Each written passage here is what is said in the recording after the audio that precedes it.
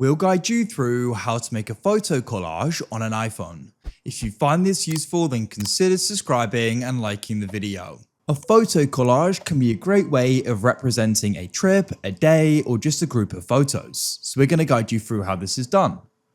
So make sure it's this full guide. You don't need to go and get any third-party apps. They're going to be on your phone already.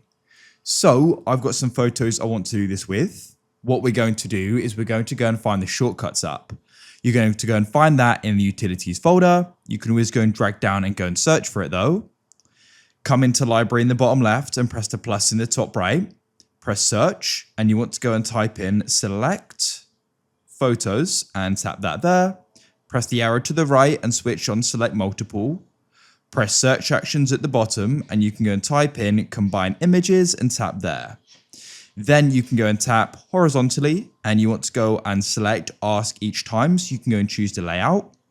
Press search at the bottom and you can type in save to photos and tap that there.